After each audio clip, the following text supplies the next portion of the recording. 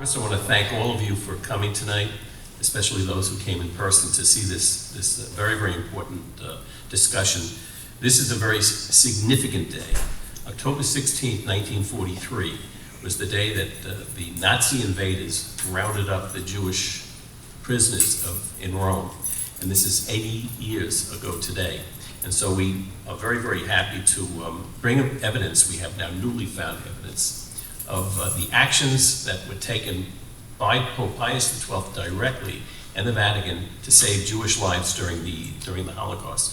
First, I want to thank my very good friend, Monsignor Frank Caldwell, and his logistical staff for helping us set up here at Curia of Ars.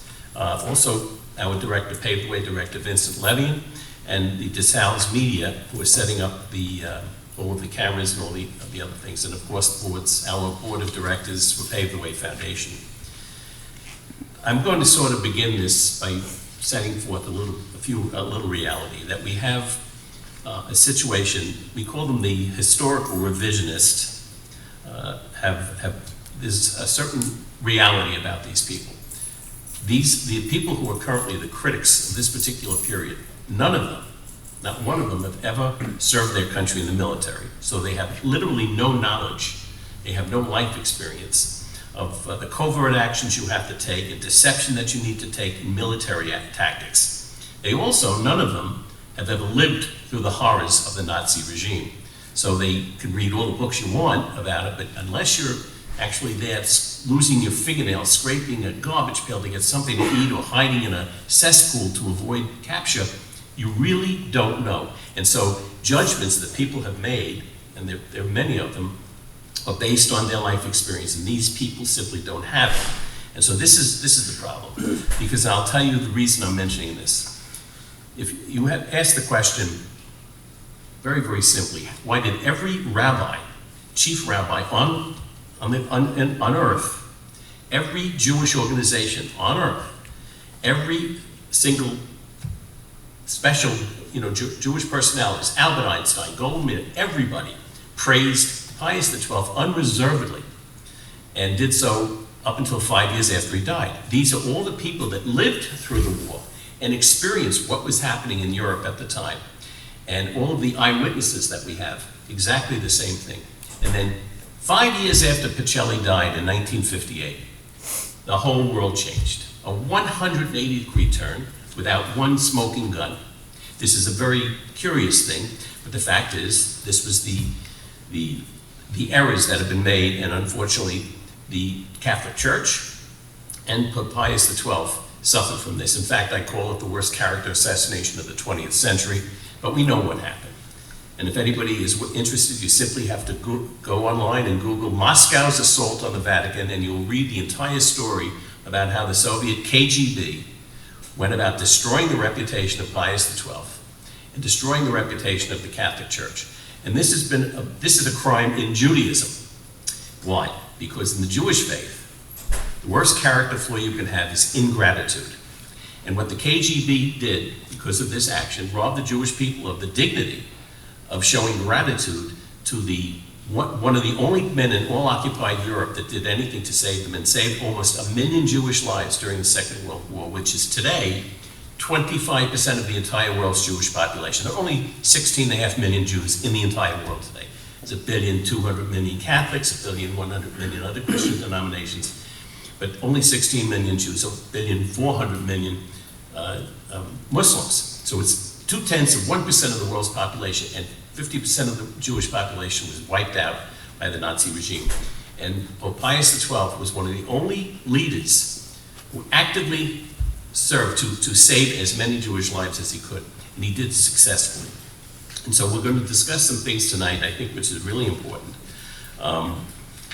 There's also another fact that Dr. X just came in from Rome. They had a special conference at the Gregorian University on the newly found documents.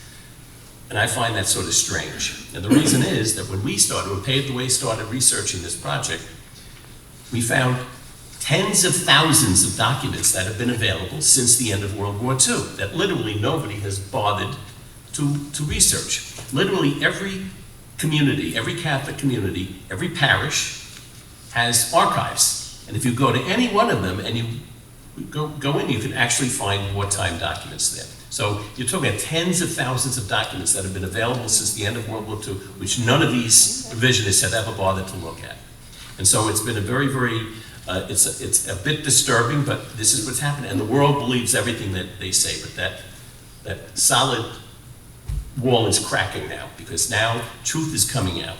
So the whole notion that they have to go to the apostolic archives to find out the information is nonsense. Because what are there, 6 archives, Vatican archives? About? And literally, nobody's really examined this issue. And that's why it's a very disturbing thing.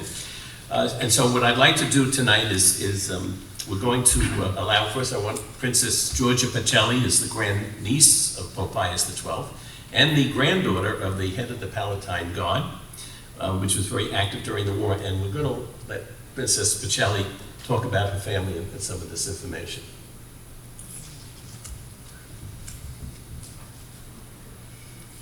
So, good evening. I'm very glad and honored to be here with you, and I would like to share with you for a few moments, some souvenirs of my family. In the context of the work carried out by the Holy See, its effort to save as many of those persecuted by the Nazis as possible, I would like to present the little-known story of the work of the Palatine Guards in the service of the Pope, who for 33 years were under the command of my grandfather, Count Francesco Cantuti Castelvetri, including the years of the World War II. My grandfather was born in 1904 to a noble family in Modena. He graduated first in law and then in economics, and became a university lecturer at the Faculty of Economics at the Sapienza University of Rome. At the age of 22, in 1927, he joined the Papal Noble Guard. In 1930, he married the daughter of Senator Natale Prampolini, and they would have 8 children. It has been the first marriage to be celebrated in the Vatican after the 1929 Concordat between Italy and the Holy See, and the celebration took place in the chapel of the Palatine Guards. In 1935, he was sent to a mission to Paris to the Apostolic Nuncio Luigi Maglione. And the first photo, have you seen the first photo? Is in 1935, he was sent on a mission to Paris to the Apostolic Nuncio Luigi Maglione. This underscores already his close ties with Eugenio Pacelli. In fact, Maglione would become his Secretary of State. Next photo. In November 1937, he was appointed commander of the Palatine Guard of Honor by Pius XI. Next photo. He will remain in command of the Guard for 33 years until the dissolution of the Corps in 1970. The Palatine Guard, founded in 1849, after 1870, remained a merely representative militia responsible for safeguarding papal territory in Rome. The Corps membership card guaranteed their safety as a soldier of an armed corps of a neutral nation, and during the war, the partisans, who were aware of this immunity, had produced for themselves false member cards in which appeared the forged signature of the commander of the corps, namely Francesco Cantuti Castelvetri. It therefore happened that my grandfather, as commander of the Palatine Guard, was often convoked at night to the notorious Roman prison in Via Tasso, recognize or less the identification of people as belonging to the contingent he commanded. He invariably recognized all of those who held a false card in order to save their lives, even at the risk of his own. And my mother and her sisters and brothers, all of them remember very well how our grandmother, very worried, gathered all of them during the night to pray together the rosary until my grandfather would not be returned at home. In fact, torture was not foreign to the Nazi prison practices in Via Tasso, and if the prisoner would have already confessed his extraneousness to the papal militia, for the commander there would undoubtedly have been very serious repercussions. The courage shown during these circumstances earned him, after World War II, a solemn recommendation from the Allied military command of the city of Rome. The Vatican, also through enlistment in the ranks of the Papal Guard, provided protection to members of all political alignments and religious beliefs. In October 1943, in addition to the Gendarmerie and the Swiss Guard, there was also the Palatine Guard. To protect the Vatican and extraterritorial establishments, there were normally 575 Palatine Guards. Well, in 1943, the Holy See asked Italian permission to enroll an additional number of people, reaching the total number of 1,425 recruits of the Palatine Guards. Can we see the photo of the next photo, please? As a neutral, non-belligerent state, the work of the Pope during the war had been carried out on basically two tracks, the diplomatic one and the one of silent resistance. The extraterritorial palaces and basilicas had become asylum for political refugees. Among them there were ministers, prominent members of the opposition, and large numbers of Jews. Numerous are the actions we know of. I would like to tell, as an example, the episode reported by the famous Italian film director Vittorio De Sica, and that family members do remember to have been told. De Sica himself had occasion to recount his experience. The protagonists of this story were Vittorio De Sica and Monsignor Montini, then the substitute of the Secretariat of State of Pius XII. The story took place in Rome while the Germans occupied the city, and it goes like this. The Catholic Film Center had financed the producer Salvo D'Angelo to shoot the film The Gate of Heaven. This film was to tell the story of the pilgrimage of hospital train to the shrine of Loreto, and the director chosen was Vittorio De Sica, the father of the neorealist cinema. All this, as you can imagine, was a very risky undertaking, and it was followed up directly by the Holy See through the indispensable involvement of Monsignor Montini. The shooting of the film began in March 1944, and the location chosen was the Basilica of St. Paul outside the walls, as it was Vatican extraterritorial territory secured by the Palatine Guard. There, scenes of both the famous Marian Shrine and the train transporting the sick were filmed. The whole film, however, was a farce to be kept up indefinitely. De Sica often even pretended to film. The film was never finished, but it did not matter.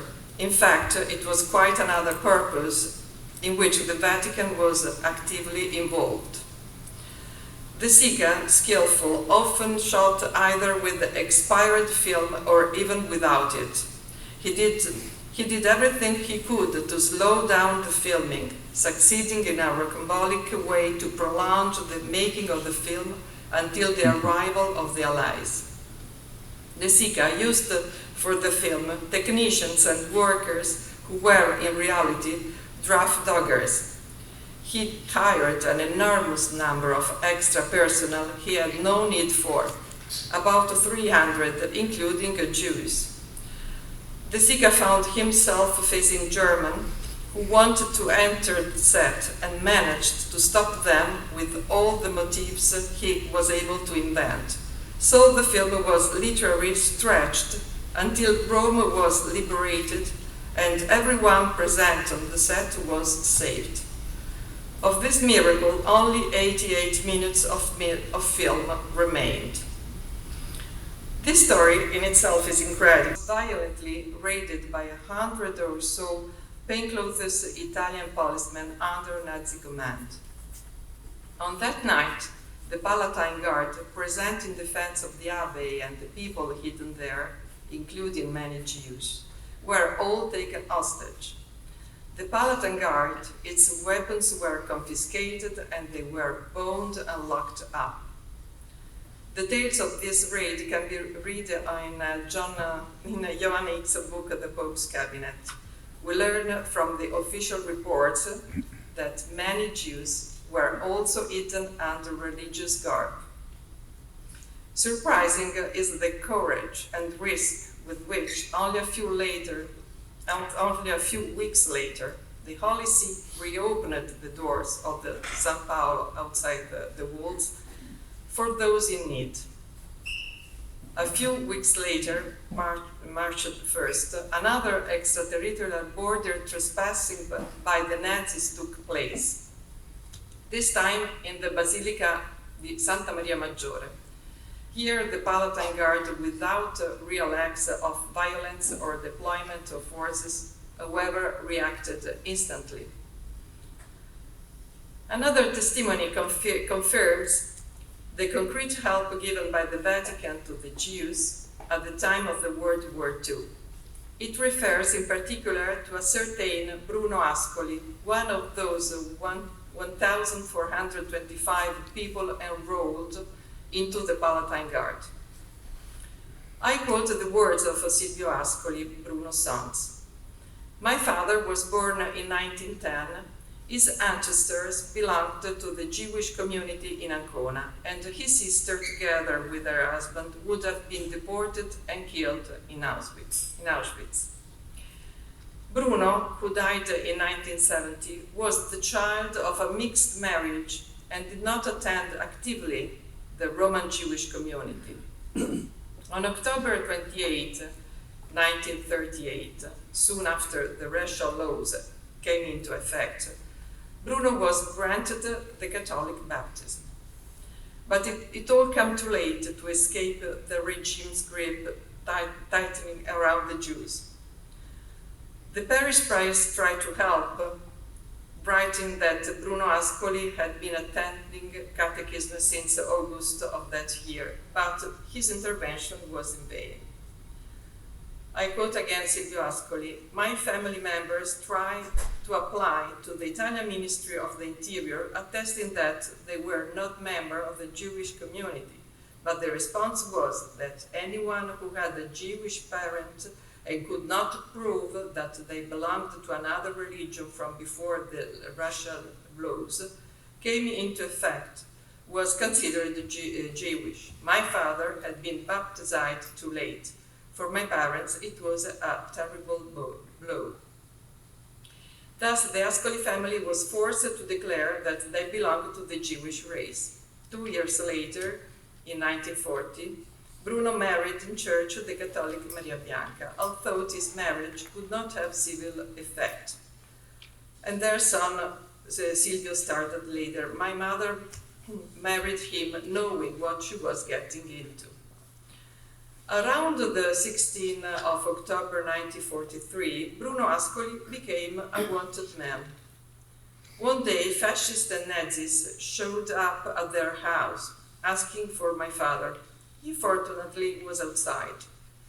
His parents managed to warn him not to return. Bruno escaped and found temporary lodging in a loft in the garage of a tire dealer. His son reports, he stayed there for 2 weeks. My mother would go and sneak him food.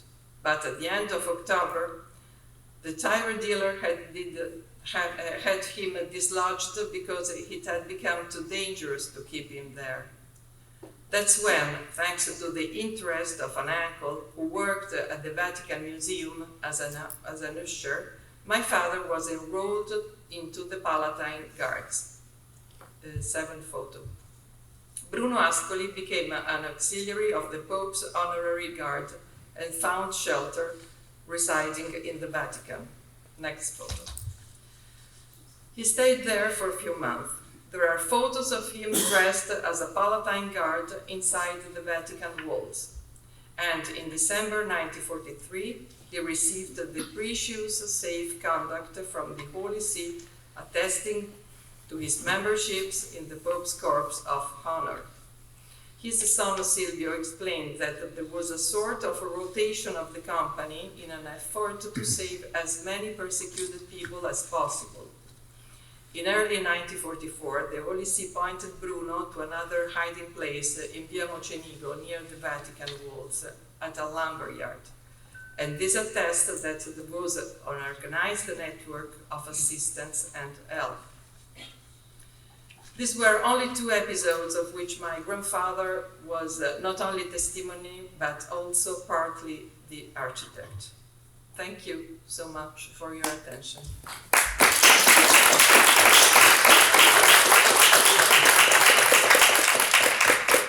What I'd like to do now is go over certain facts of the events of October 16th, which was very significant. There's certain information that Mary and I went to Germany, for example, and we got the translation, the testimony of General Karl Wolff, who was the commander in Italy. He was Heinrich Himmler's deputy.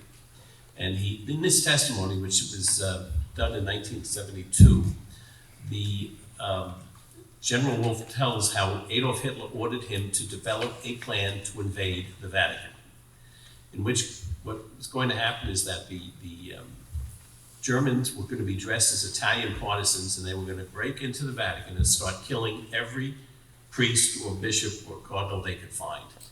Then the German troops who were stationed around the Vatican would then rush in and save Pope Pius XII, but he would be taken to Liechtenstein and he would be assassinated. Now, 1 month before the arrest of the Roman Jews, the Pope was made aware of this, and he actually called the cardinals together and said, look, they're going to come, when anybody enters Vatican state territory, you're immediately to leave for Portugal and elect a new Pope. Because in my desk is my letter of resignation, because when the Germans come, they're going to drag out Eugenio Pacelli, not Pius XII. And so this is a very, very important factor. Why is this important?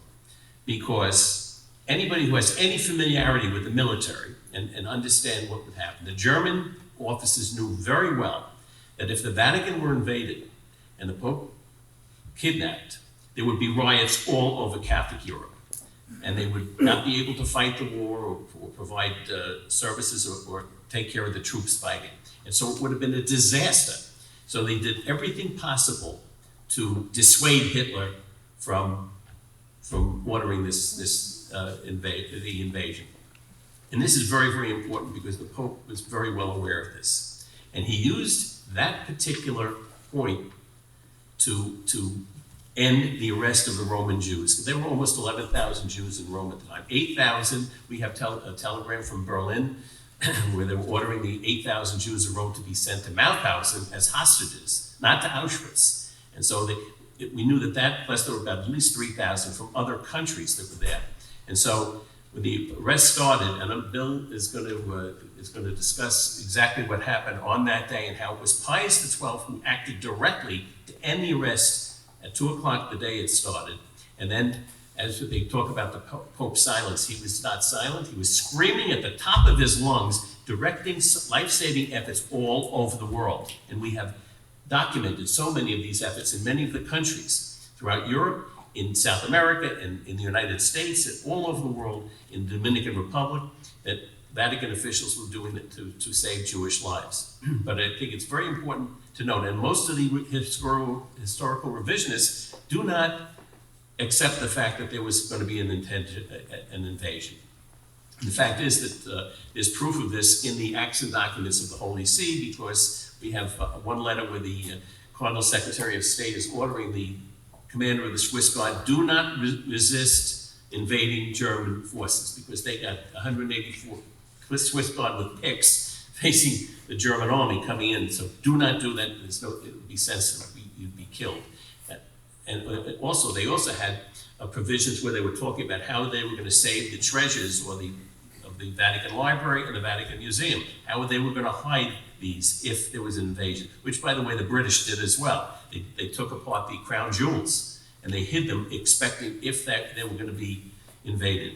But the point is, because it never happened, does not mean it wasn't planned, and that not mean that people did not know about this. Pope Pius XII was very well aware of it, and he used this as a very important tool. And I think that Bill can describe the events that occurred that day 80 years ago today. Thank you very much for having me, Gary, and it's a privilege to be here with you and Dr. X and Princess Pacelli. This is a solemn day. We memorialize and remember all the victims of October 16, 1943 in Rome. At the same time, we see in our own time the terrible echoes of the profound evil and profound sin of anti-Semitism that was recently unleashed in Israel upon the poor people of Israel. And I just wanted to say my prayer. I join with all people of goodwill praying for the peace restored for the people of Israel, the Jewish community there, certainly the innocent civilians in Palestine, the Catholics there. The whole situation is tragic, but we know that there will be better times, and we trust. As Gary pointed out, October 16th is one of the focal points of the whole debate on Pope Pius XII.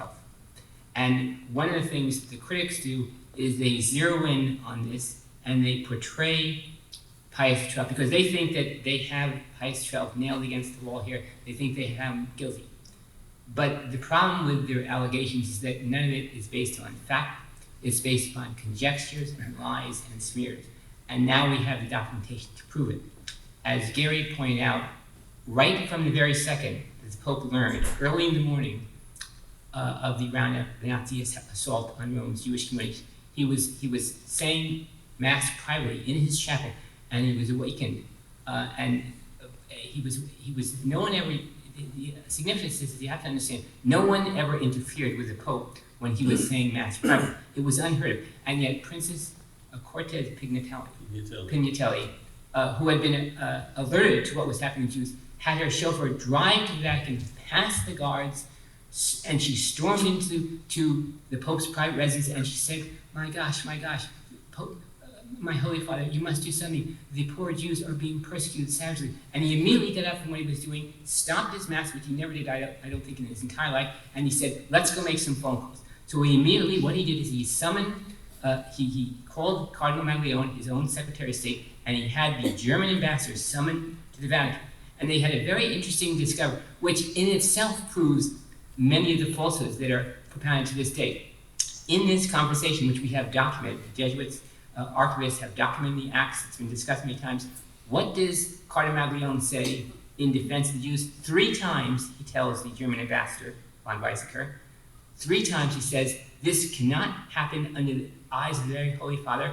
People being persecuted on behalf of their religion and race, and he mentions the Jews 3 times.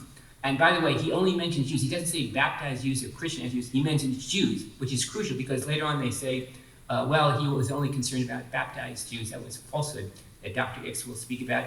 But the significant point is that the very first intervention he made, very explicitly, speaking on behalf of the Pope, the Pope's representative spoke on behalf of the Jews 3 times.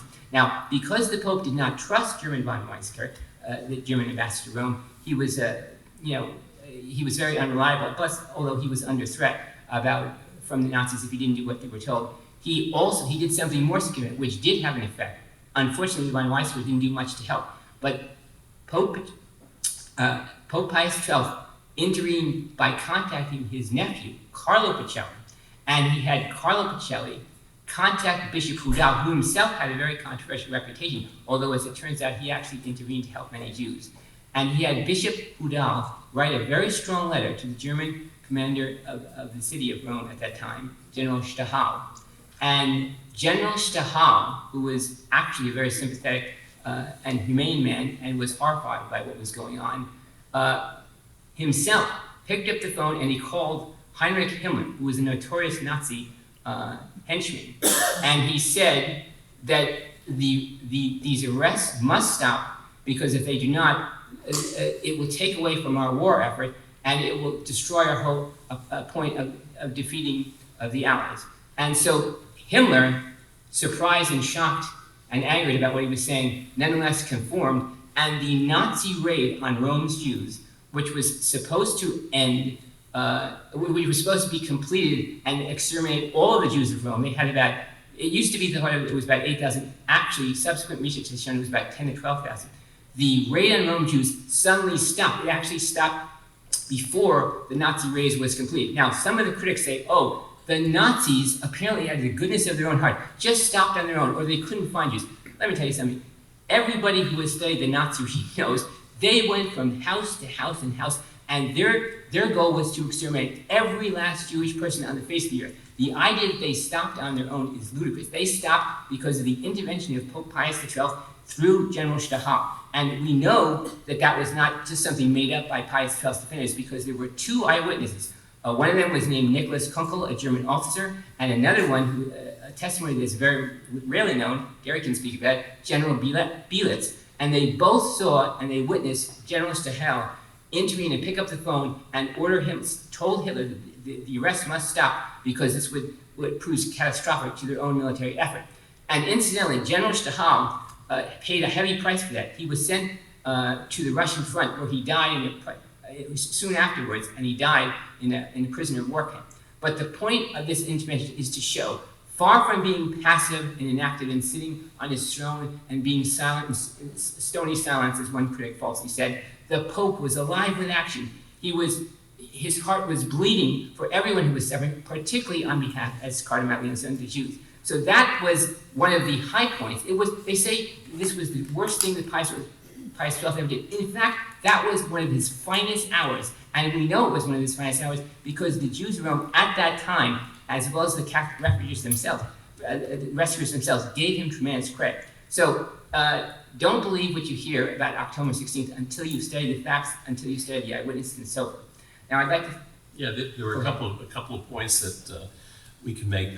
The fact that, again, if you remember the threat to invade the Vatican, that was the tool that Pius XII used. Now, how did that work? When Alois Hudal wrote the letter to General Stahel, he told him that the Pope was going to speak out. If you do not end these arrests, the Pope would speak out. We also have a copy of the letter, and we have a copy of the telephone conversation. The Pope would speak out. Stahel knew that if that happened, Hitler would have ordered the invasion to start, the invasion of the Vatican, which would have been catastrophic. But we know from General Dietrich Belitz, who had to listen in. Hitler would have a German officer listening in on any conversations between his commands and so on.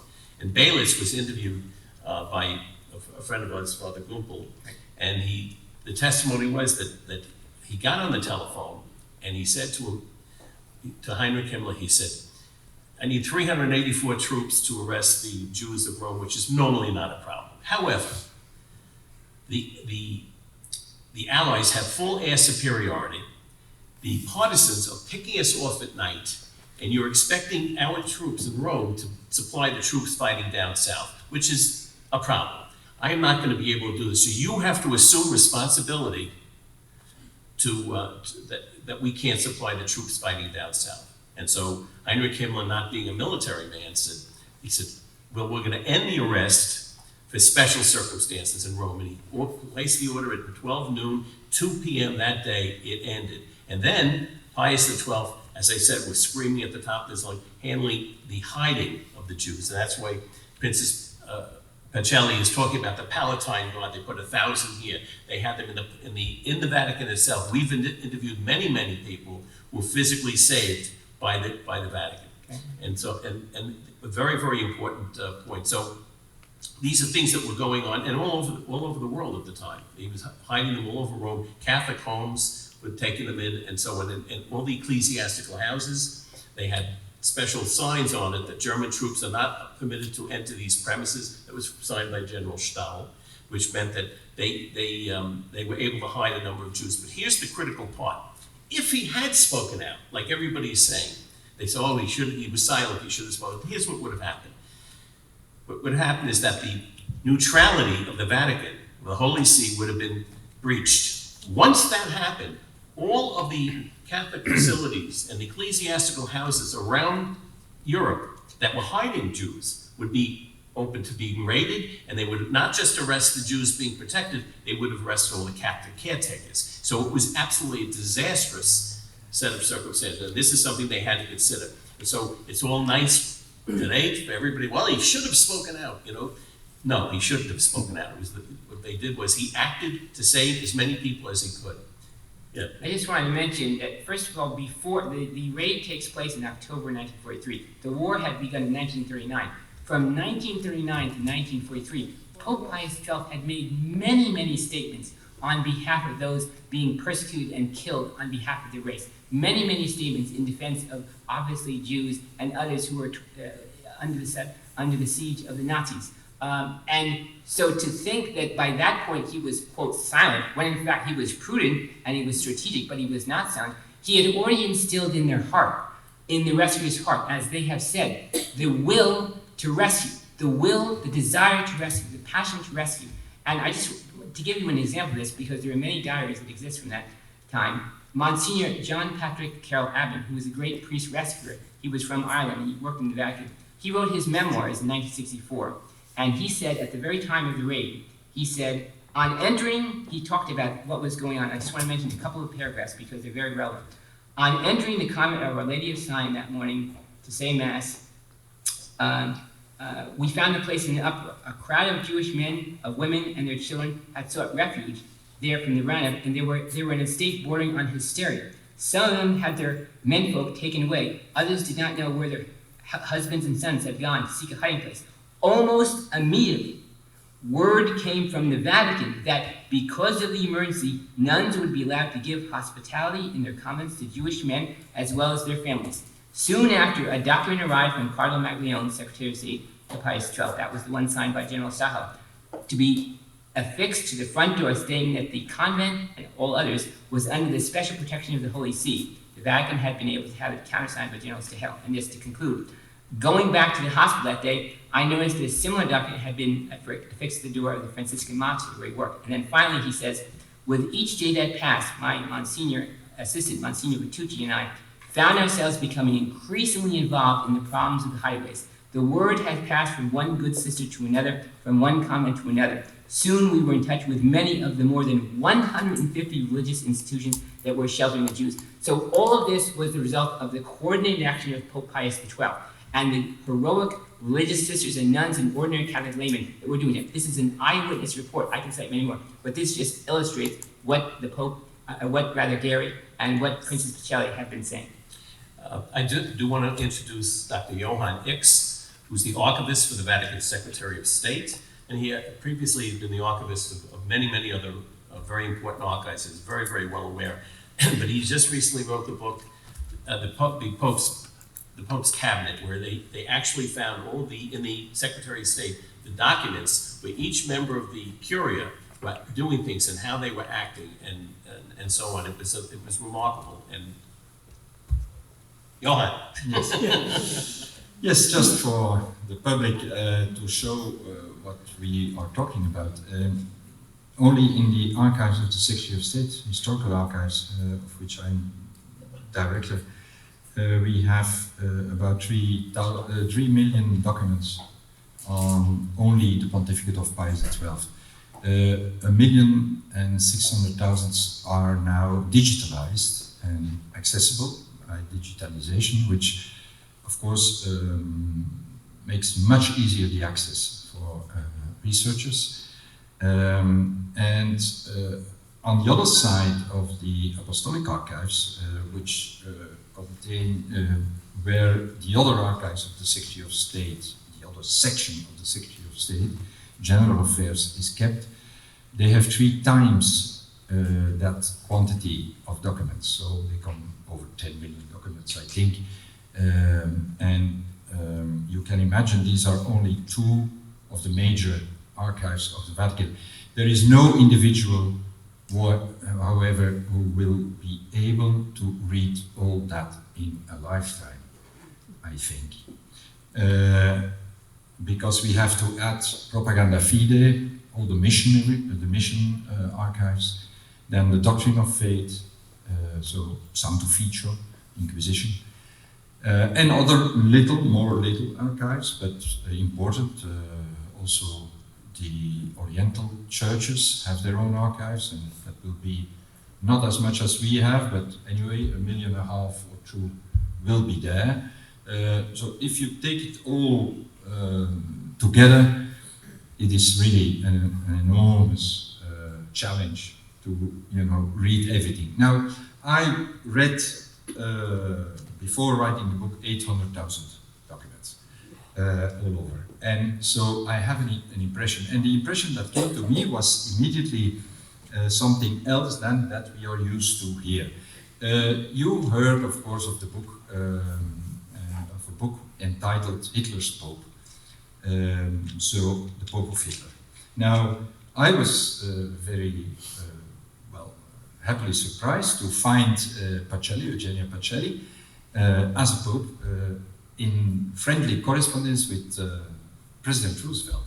And an amount of letters which are really individual, personal between those two, and in which they really declare themselves so friends, and in which they say together we have to stand the evil in the world together, and they recognize both of them having a mission in the world.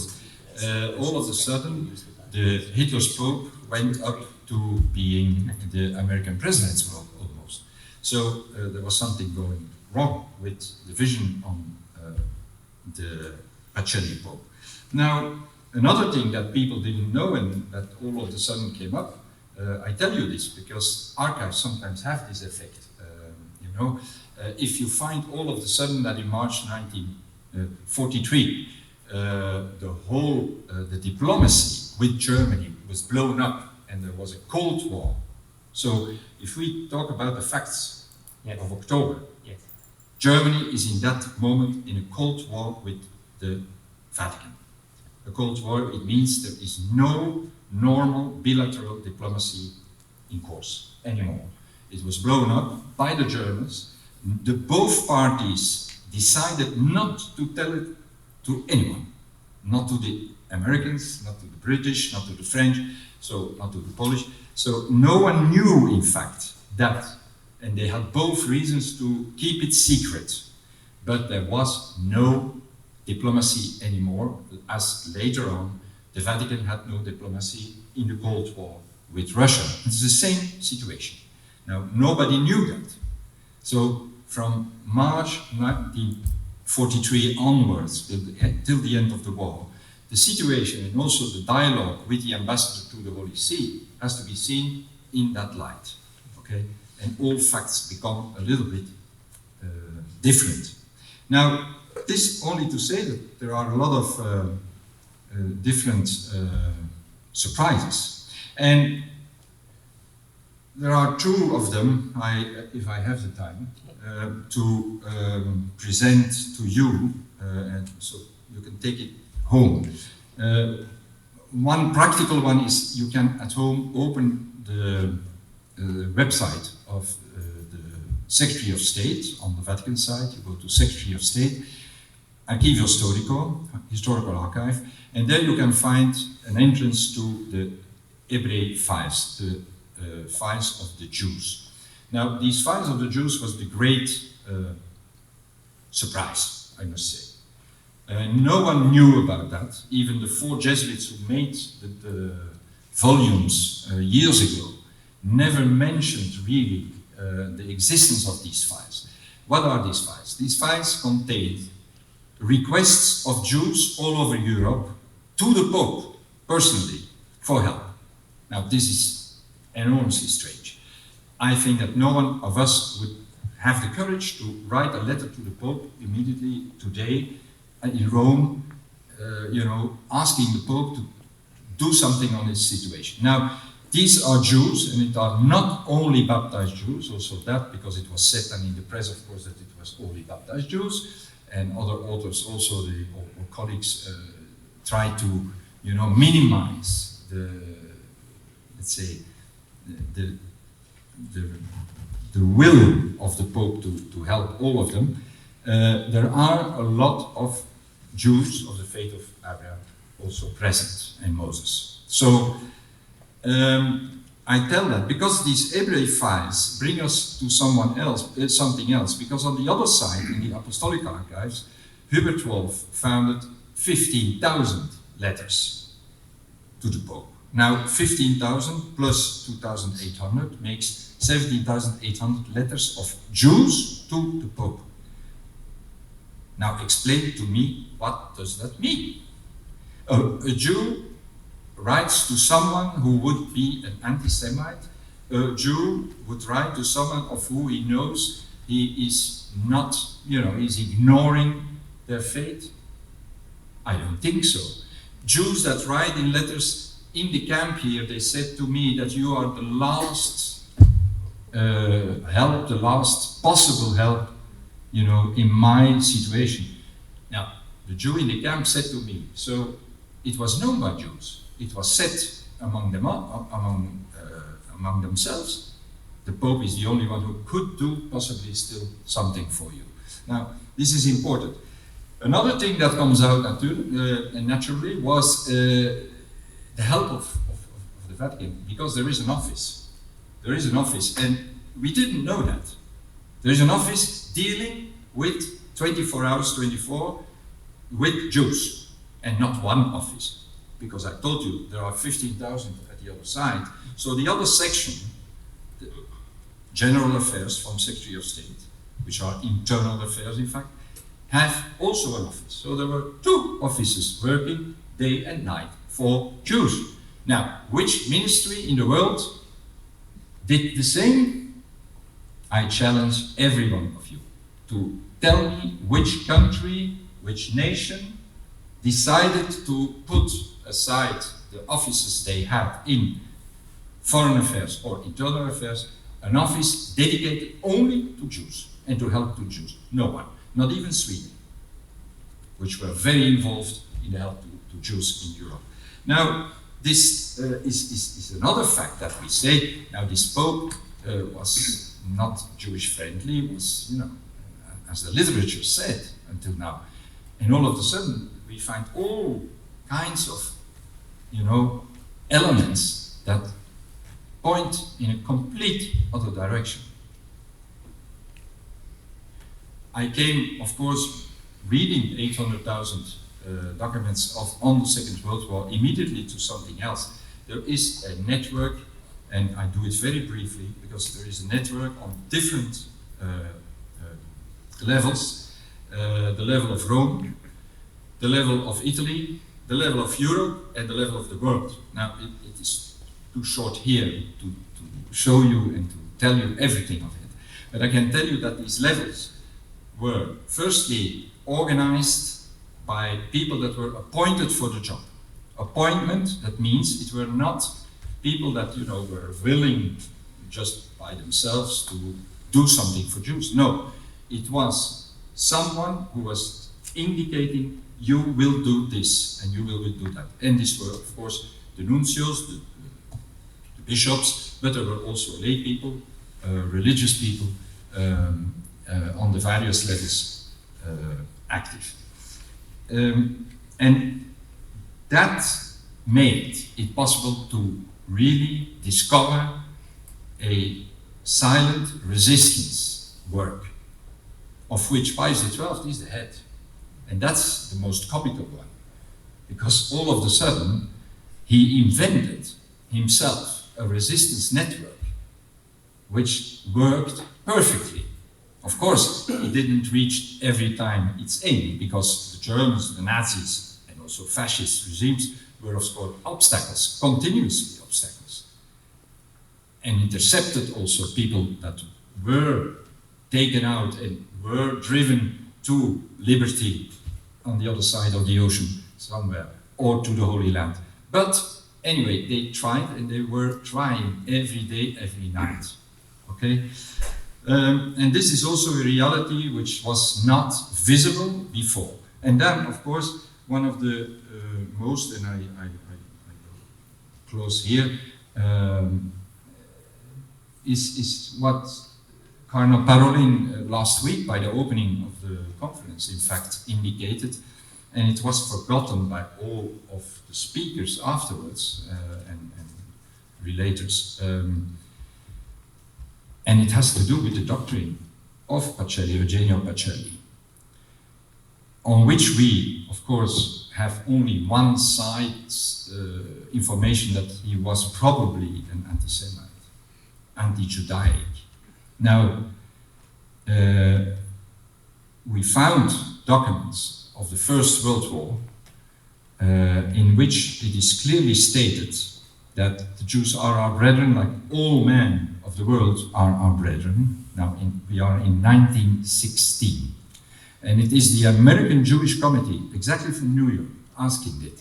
And this is also surprising that all the, let's say, specialists in the field of Judaic-Christian relations never came to this document that was published in the American Jewish Journal here in New York on the front page with a photo of Benedict XV in that time and with the text full in English of the Vatican. It were the Jews of New York to ask the Holy See, can we publish this? Because we consider this as an encyclical for the Jews in the world. Now, it was not the Vatican. The Vatican said, of course, publish this. It is an official document. We have nothing against that. And the Jews published that. 3 years later, the Ashkenazi from Jerusalem asked again a document in favor of the Jews that, there were problems also in Poland and in other parts of Central Europe with Jews. And they asked a sustain of the Holy See for their fellow Jews. And the Holy See says, okay, we did that already 3 years ago, we do it again. And we send you the text that we produced 3 years ago.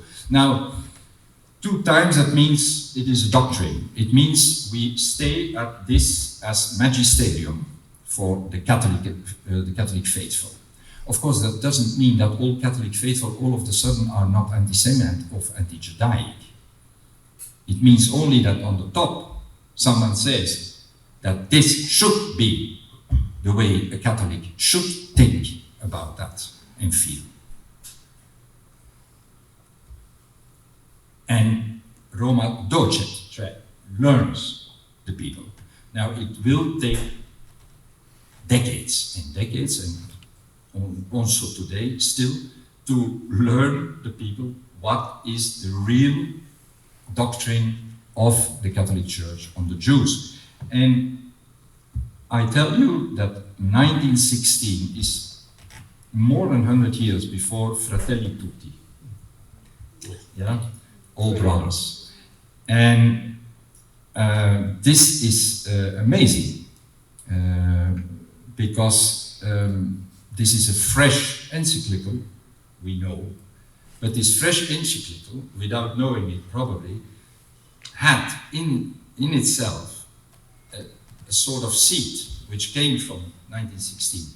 And this 1916 seed was sowed by no one else than Eugenio Pacelli, who was in that time the Minister for Foreign Affairs of Benedict XV in the First World War. And this document could not go out without, let's say, his approval. And I would go further because I have, let's say, intuition, and I will work on that in the future, that it was he to ask someone else to work on the doctrine on the Jews for Catholics in that time, and he was asking a specialist in the field, and the specialist gave him probably the result of his studies. And by these studies, they had the courage to make this document as such. And so it was a new start. And these Jews of New York were right. They said, this is a milestone in the history of Jewish-Christian relations, and it is as an encyclical for us. I thank you. I want to point out a couple of very important points which should be noted. You'll hear a lot of the critics say, well, they only help baptize Jews, not real Jews. Here was a very important point. When Germany signed a concordat with the Holy See, there's a specific point that the Vatican said that we believe Judaism is a religion. It is not a race. And therefore, anybody who converts to Christianity would be considered a Christian. Now, why is this important? Because when they were giving out tens of thousands of false baptismal papers, they were legally allowed to do that. Because these people, well, they're converted according to our concordat. It's number one. That's a very, very important point. We also, if you were to go on a computer and do a search, 1939 to 1958, Jews and Pope Pius XII, you will not find one negative article. Well, how is this possible? Here, this guy is Hitler's Pope. He was terrible. He's a Nazi Pope and all this. How is that possible? But it is possible. This is the reality. And what Johann was saying, when Pave the Way went down, we had obtained papal permission to publish the documents. We now have 76,000 pages free for anybody to look at on our website, download, whatever you need. But we went to Campania and we discovered 3,000 pages of documents of exactly the letters writing, asking for help. And the Vatican actually had one of the agents had nuns sitting there typing a little card, trying to reunite families and trying to get visas for people, and we'd get the responses. And so we got them in Vienna, we got them in Assisi, documents like this. This is what's so outrageous about this. And by the way, in order to protect Jews, they were allowed to, women can go into monasteries and men into convents. Only the Pope can lift the ban of cloister to allow them to do this in order to save as many people as possible. My wife Meredith and I went to a number of convents in Rome and saw exactly where these people were hidden. And the allegation, well, the Pope was sitting there and nobody knew what he was sort of frightened, he didn't do anything, and it was up to the individual priest to do this. This is absolute nonsense. Somebody just sent me a book this past week where exactly the same thing was done in Croatia, in Zagreb, in a hospital. We saw the nuns hiding the Jews in Zagreb. It happened all over the world. We interviewed Monsignor Giovanni Ferrafino, who actually took Jews from Portugal to the Dominican Republic from 1939 to 1945, and he would receive a double encrypted telegram twice a year from Pius XII, which he had to hand deliver to General Trujillo, because he wouldn't get the visas for the Jews coming into Dominican Republic. He said, it has to be in the name of the Pope. And he would take a 2-day ride from Port-au-Prince, Haiti, and so you'll hear his entire story. And he was physically with the Pope before he left for Haiti, and the Pope would greet all of the nuncios before they would leave. And the Pope is saying, he says, why don't the Spanish understand? Why don't the Americans see? We have to save this vibrant community. He banged his hand on the table. This is what Ferrafino was saying in his interview. We have the same thing with Monsignor Sentione, who was in Rome in the St. Raphael Society. They went to the papal palace to get passports and cash for Jews escaping to Switzerland. So we have so many different examples of this that the revisionists just want to ignore. It never happened. And so they come up with their own theories and so on. So it's very, very important, something to consider. And by the way, we actually did, we went to Campania, we went to Assisi, we went to Vienna, 250 pages of documents. So we have letters, they come back, and the Holy Father, the August Pontiff, is sending X number tens of thousands of lira for the support of the Israelites in your community. How many letters like that we have? And he did nothing? This is outrageous. Bill, go ahead. I just wanted to add, I had mentioned recently the testimony of Monsignor J. Patrick Carroll, Abbey, a great Irish rescuer. There's another great Irishman, perhaps better known, Monsignor Hugh O'Flaherty, who is mentioned in Dr. Ix's book. Some of you may have seen the great film, it has a few, The Scarlet and the Black, starring Gregory Peck, the great actor Gregory Peck. And that shows the Pope aware and approving, but even the great Sir John Gilda, who I love, portrays the Pope, he portrays him as sort of aloof, as sort of concerned. Actually, he was very actively involved. I have spoken to members of the O'Flaherty family, and they're appreciative of the film. They said that it underplays and downplays the Pope's active involvement. I just want to mention a few things to underscore what my distinguished colleagues have said. Dr. X spoke about the warm relationship between FDR and Eugenio Pacelli, Pope Pius XII. And was established long before he became Pope. There was a recent book published on FDR's main envoy to the Vatican during the war, Myron Taylor, a very fine author named C. Evan Stewart. I just want to say one thing, which is really new and explosive information. There has always been a debate in 1940, shortly after the Pope became, shortly after Pacelli became Pius XII. The Pope met once with the German Foreign Minister Ribbentrop, and there has always been a debate. What did he say in the meeting? There are rumors that there was a recording, but the recording has never been found. But there's been 3 or 4 or 5 different versions. No one said. What the critics say is that, well, he may have said something of criticism, but there is no evidence that he ever rose his voice in defense of the Jews. Well, here we have new breaking information. According to the new book, Myron Taylor, the man nobody knew, he's FDR, Franklin Northwest, main man in Rome. According to the newly released Myron Taylor papers at Cornell University, he says, this is Taylor's testimony, that on the very night that the Pope met Ribbentrop, the German foreign minister, that would have been March 11th, 1940, he was contacted by Monsignor Montini, who would later become St. Paul VI. And to cut to the chase, the message that Monsignor Montini, he wanted to give Taylor a description of what had happened. And this is the key line, according to Taylor.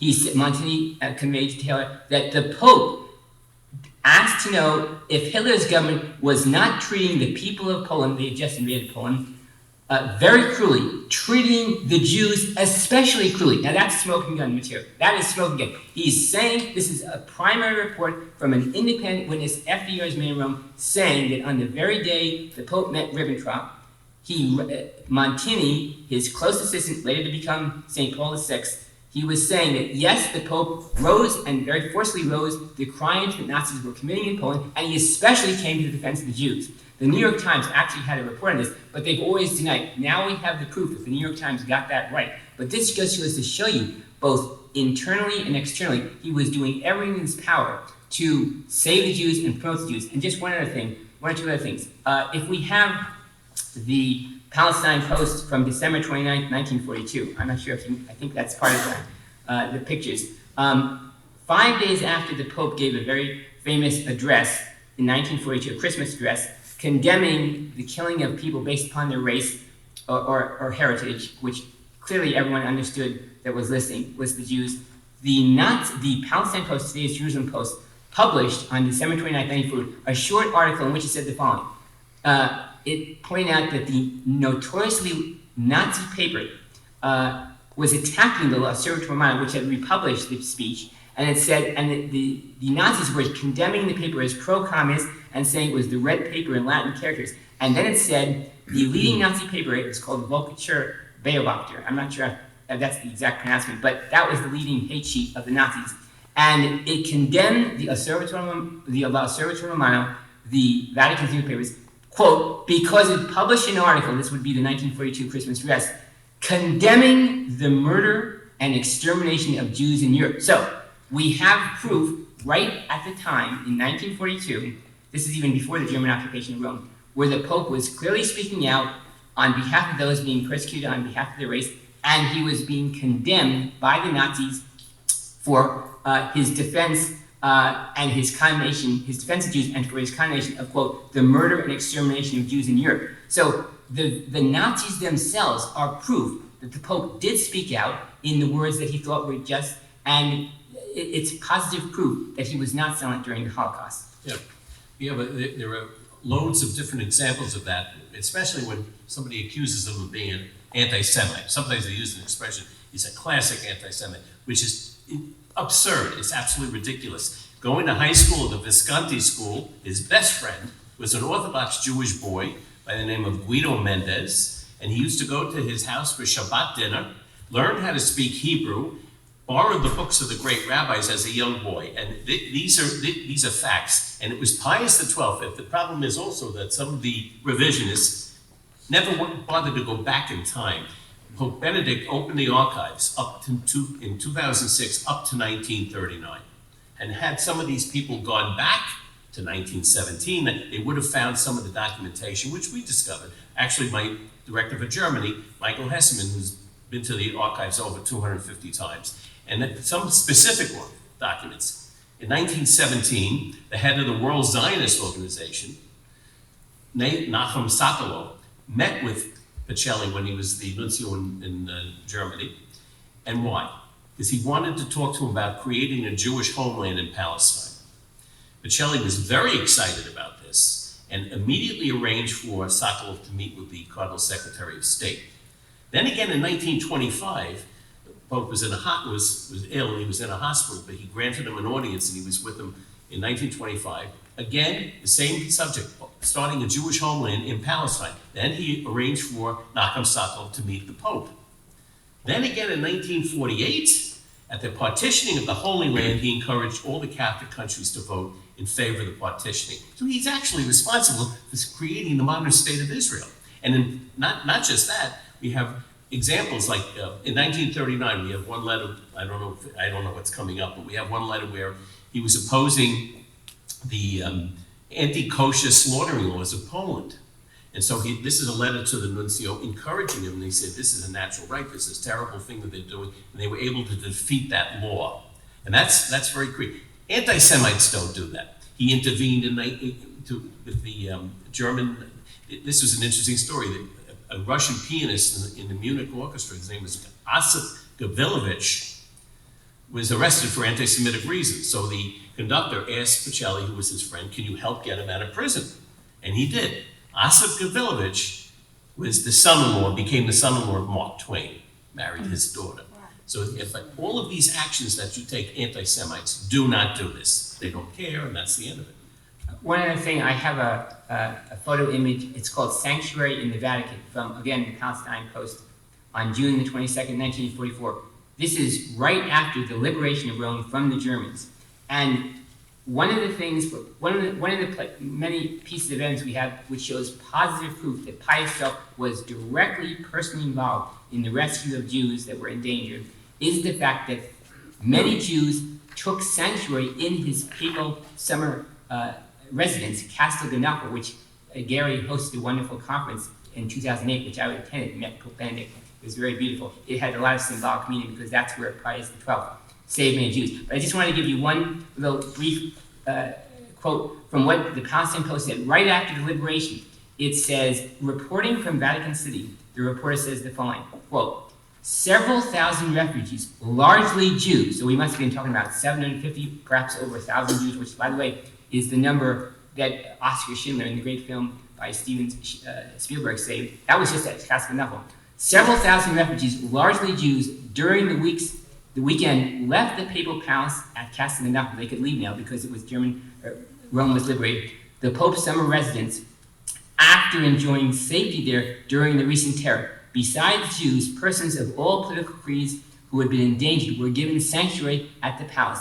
Before leaving, the refugees conveyed their immense gratitude to the Pope through his representatives. So you see, we have the Jewish community themselves in gratitude and thanks coming out right after the liberation of Rome, going to Vatican City and thanking the Pope for saving their lives, for protecting them. Now, by the way, no one but Pius XII had the authority to open Castel Gandolfo. He was the one that had the keys. So you can't say, well, these were just nice, great priests and nuns that were doing this on their own. No. This was Pius XII's personal intervention.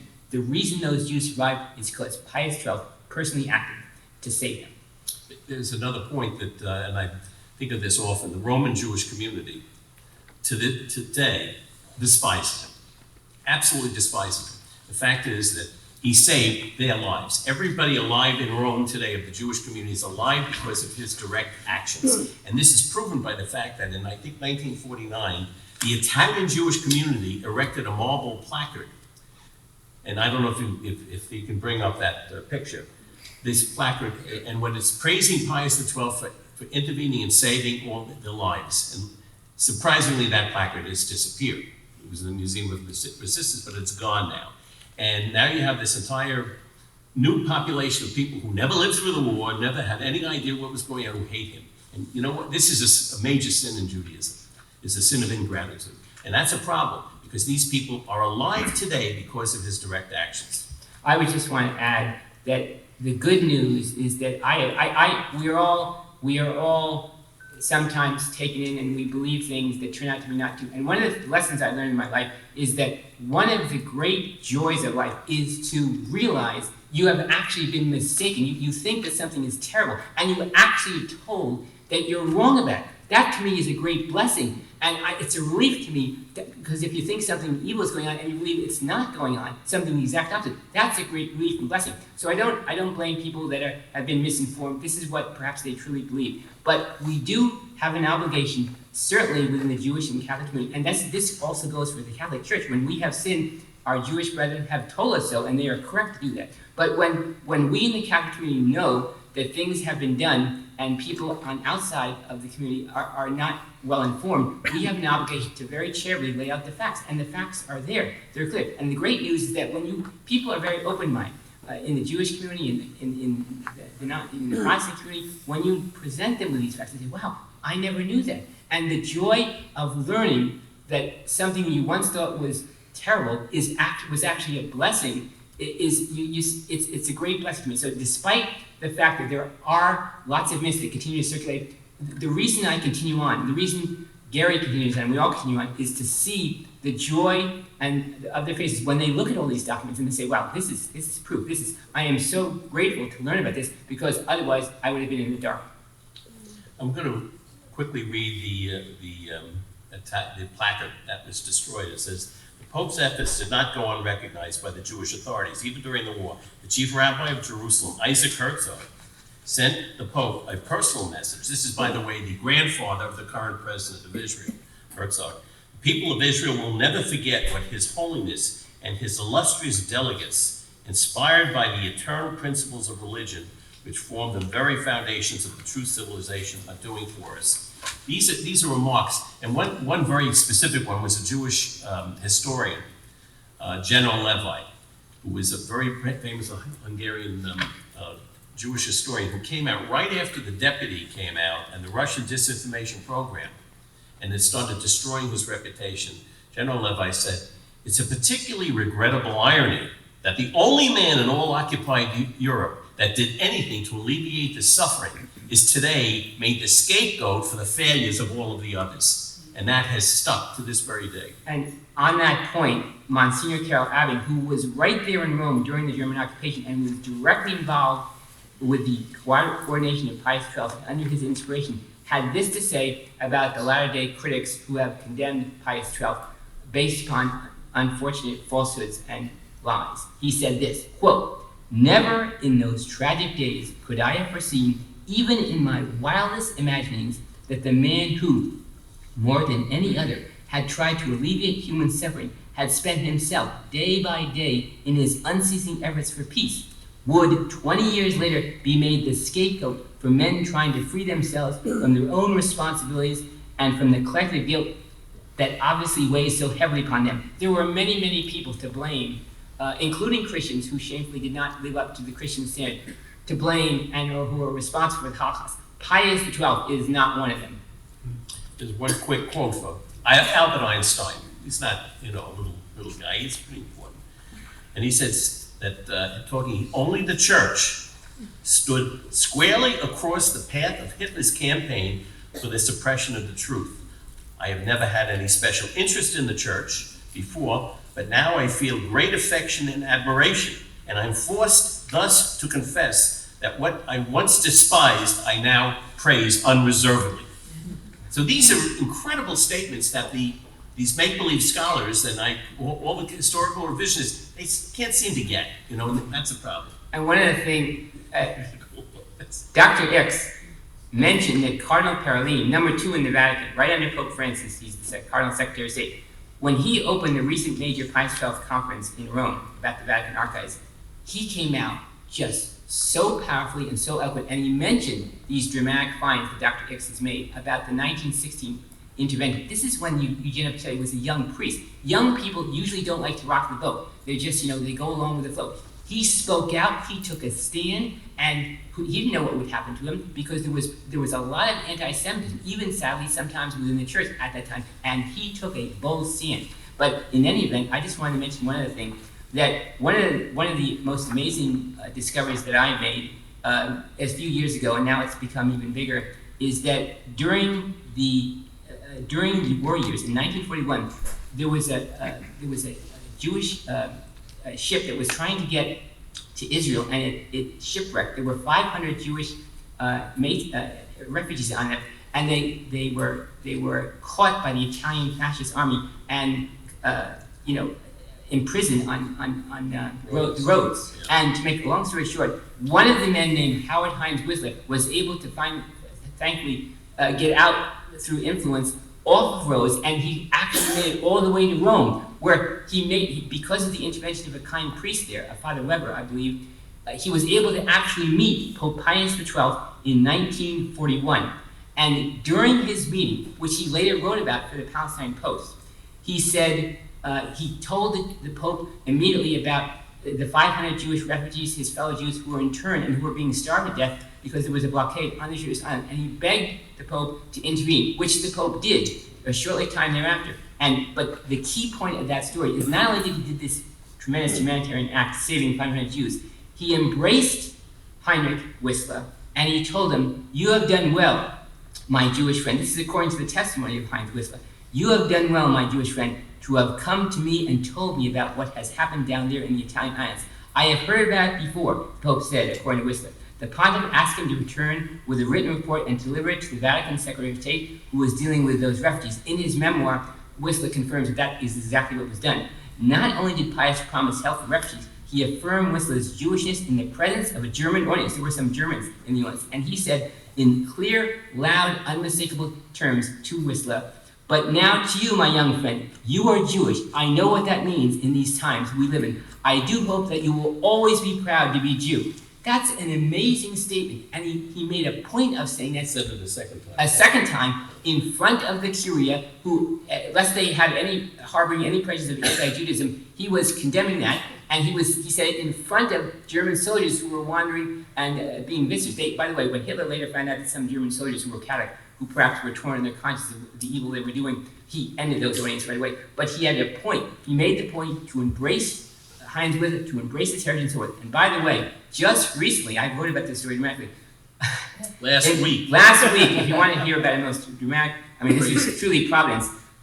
I've been trying to get in touch with the survivors of the Whistler family. And who does Gary meet in coordination with his work on behalf of charitable activities and prosthetics? He meets the granddaughter of Howard Hines Whistler. So he says, "Bill, I'd like to talk to you a little bit. I have a surprise guest." I said, "Who's that?" "It's the granddaughter." Susan Whistler Cohn. Right, and he puts me on the phone, I'm going to interview her extensively, and she knows everything about her grandfather. She has all the documents to prove. So this story, I'm going to do an updated story based upon what his granddaughter is telling me. But this is Providence. And one last thing, this is a personal thing, but it's amazing. I discovered in the course of my research, he was born on January 7th. Guess whose birthday is also January 7th? Mine. How shocking. These things do not happen. This is Providence, this is God, and this is why I believe in the final analysis, the truth will win over the skeptics, the truth will win out, and one day, Pope Pius XII will be Saint Pope Pius XII. Yes. Beautiful. We can go on until tomorrow, as we keep remembering things, but do anybody have any specific questions that they'd like to ask about events that occurred, or had any confusion about anything that happened during this? Gary, I have some actually that I could read. Okay, that would be great. I just have to adjust the mics. This is Craig, by the way. He's one of the brilliant guys who makes things with Vinny and works with him. Thank you. You are brilliant. You are brilliant.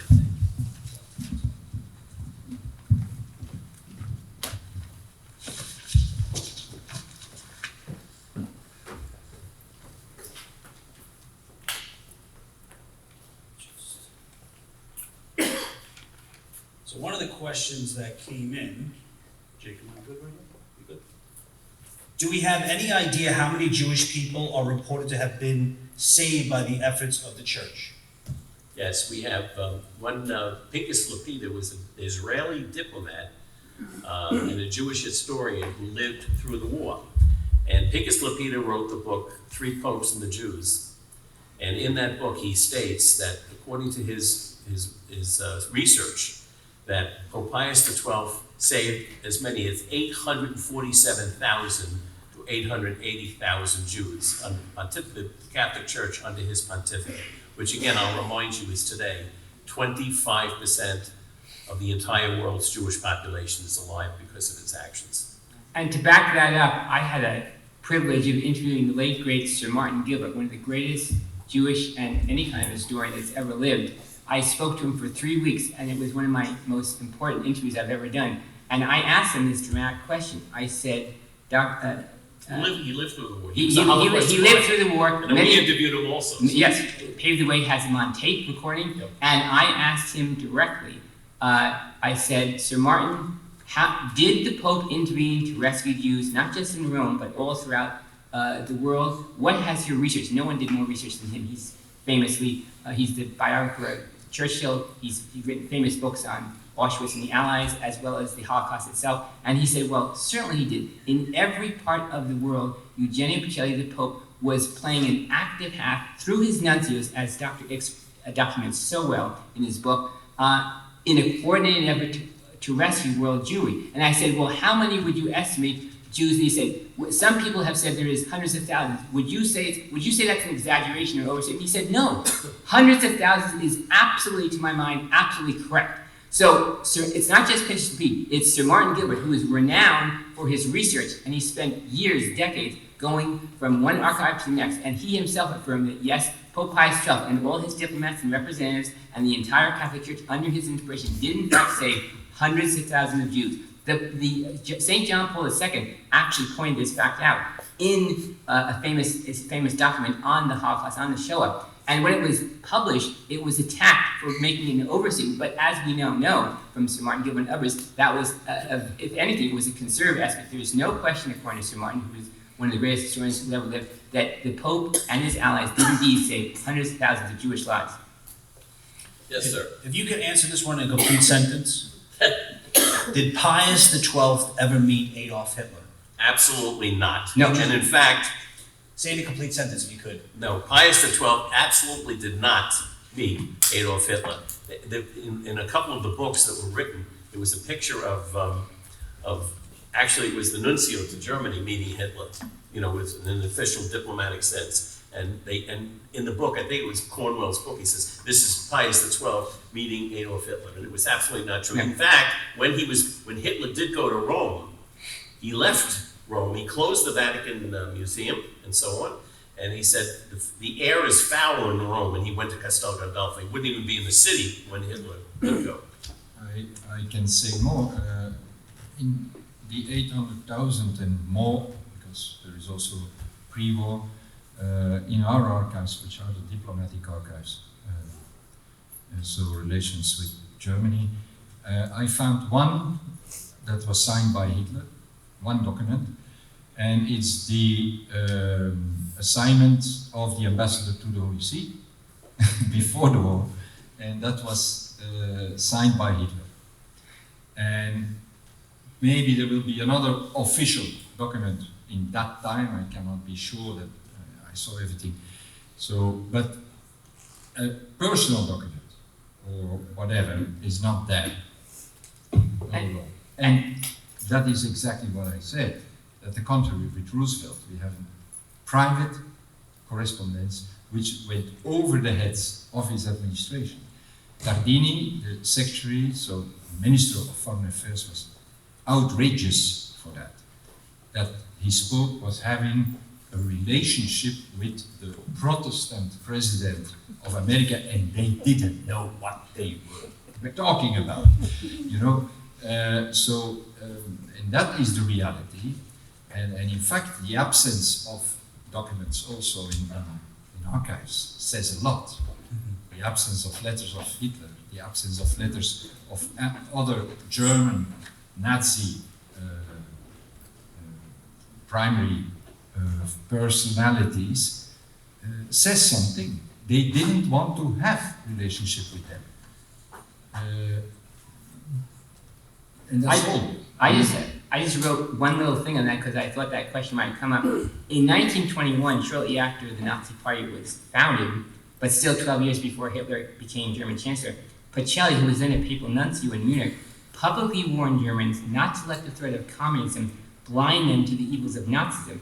The only other major figure to do that at the time was the famous novelist Thomas Mann. In 1923, Pacelli alerted the Vatican to the rising threat of Nazism. He specifically identified by name Hitler, highlighting his poisonous anti-Semitism and anti-Catholicism. The following year, he wrote his Spears in Rome, describing Nazism as perhaps the greatest heresy of modern times. And finally, in 1929, that was the year he left Germany forever. He never returned, set foot on Nazi Germany soil. He left before Hitler came to power. But in 1929, 4 years before Hitler comes to power in 1933, he is trying to warn the world, according to his mother Pasqualina, one of his assistants who wrote her own memoirs. And he was telling anyone who would listen that Hitler was a madman, quote, completely obsessed, capable of destroying everything in his path, including trampling on corpses. So trampling on corpses. What a prophet. One other thing, you may want to mention the Kleifort document that you published. Actually, I got that from you. Oh, that's Bill said that to us. It was a top secret document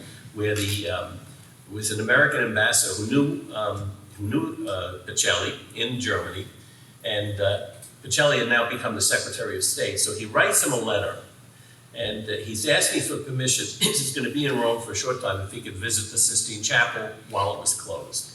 Now, there's a very important part of this because, a side note, when people accuse Pacelli, in 1930, the German bishops excommunicated anyone who joined the Nazi Party, flew the flag, or wore the uniform, and they were not permitted to attend a funeral or anything else. But in this letter that what's his name, Kiefer or something, had written. A.W. Kiefer. I actually spoke to his son, who was also a diplomat. Yeah. So in this letter, he actually says he gives him permission. Of course, you can come. And this letter was now going to Washington to tell the American government what Pacelli was like. It was 1939, right after he was elected Pope, and he said that he could not believe how extreme he hated Hitler. It was his extremeness shocked me in saying that. And he also, in the same letter, that Pacelli said, he says it's even worth losing the young Catholic youth, and he's referring to the excommunication, than giving forth to this person. The letter is, it's I don't know if you have it. And there's so many, what we're trying to demonstrate here, in just this, actually it's a summary of the mountain of evidence that we now have, is the incredible stature and high moral character of Eugenio Pacelli as a boy, as a young priest, as a cardinal secretary of state, as a pope. All throughout his life, there is this golden thread of loving people, reaching out to people, condemning racism, condemning anti-Semitism, just showing what it truly means to be a Christian witness in our times. And that's why it's so, Pope Francis, by the way, credit to him, he has given great credit to Pope Pius XII. He's never believed in these lies or falsehoods, and he continually praises him for taking so many risks and coming to the defense of the Jews when they were in their most trying hour. Great. So I have two more questions, and then if there's anyone in the audience that wants to ask a question, just raise your hand. Just have two more quick ones. Did the Vatican and Pius XII harbor and help Nazi war criminals? Yes. No. Well, no, they didn't know the Vatican did. But one bishop, Bishop Hudal, actually... Draganovic, Hudal, and a Franciscan father, and someone else, there were single people. Like during the war, there were single bishops, fascists or pro-Nazi. There were also, after the war, single person, individuals, acting, let's say, not as the Holy See wanted they would act.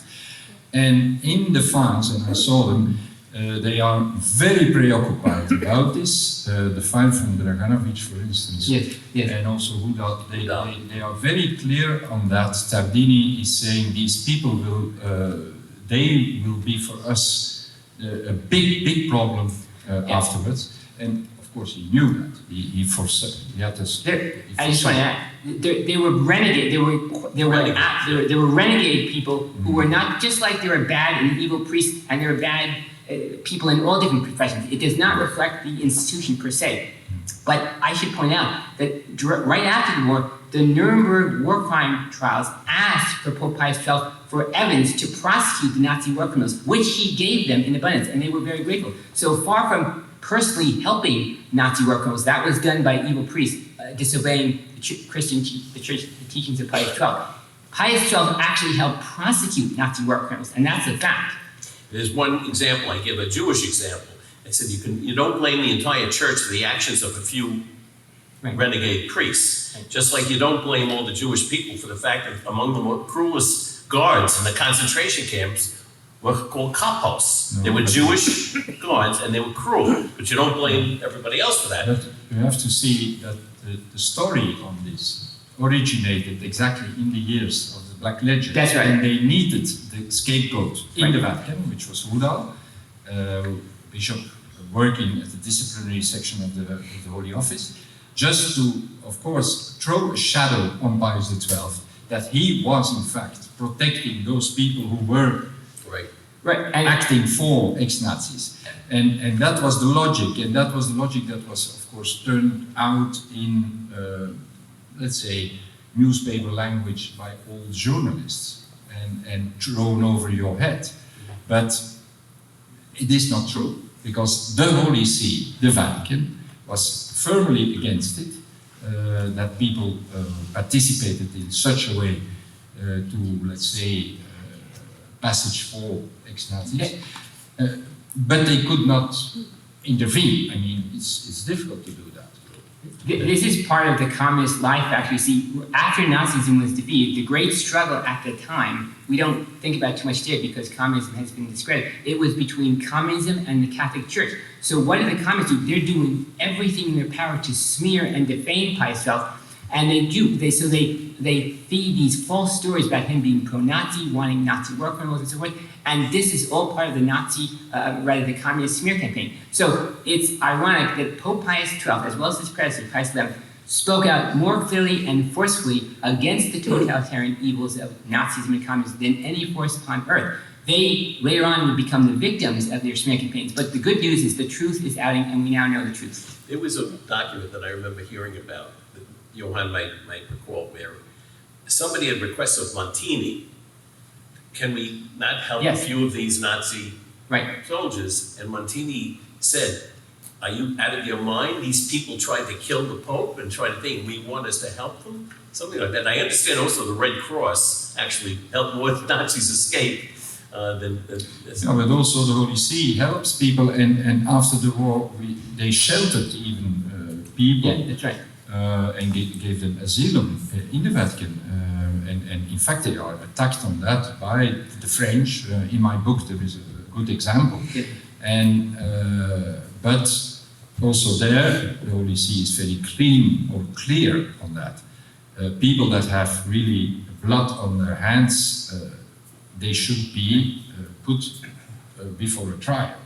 Think of the refugee situation. We want to embrace refugees as best we can. All throughout the world, we want to do that. But sometimes evil, terrorist, criminal people, infiltrate into them, and they get through. That's what happened in this sense. And so, what happens? You have millions of people, and they find a handful of Nazi war criminals and say, "Oh, look, the Vatican supports Nazis." That does not, as I just pointed out.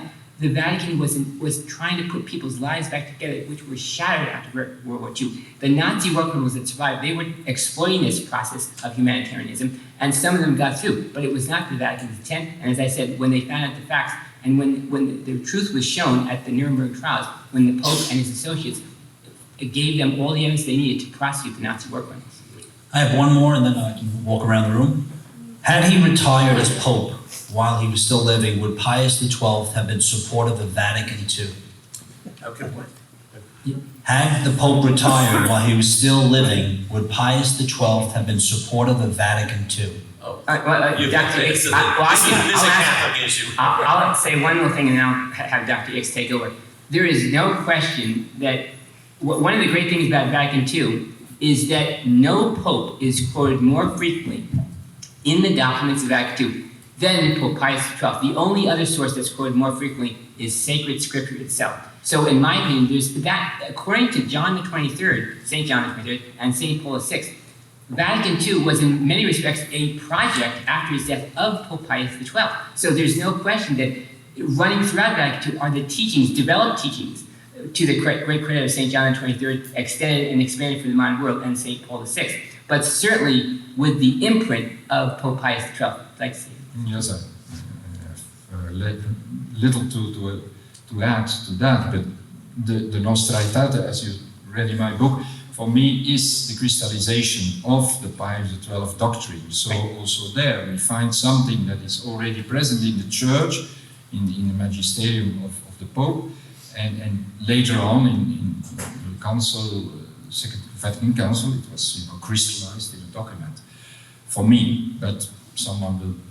He planted, I think what you said earlier, really, he planted the seeds and they were flowers. Yes. The flowering became out years later, but he was the first one who planted those seeds, and that's It's also curious that when the Operation C12 started, it was actually during the period of Second Vatican Council, and the Declaration Nostra Aetate has changed religion, the Vatican's position in its relations with all the religions. So it's a strange coincidence that that's when the Russians decided to do this, 5 years after he died.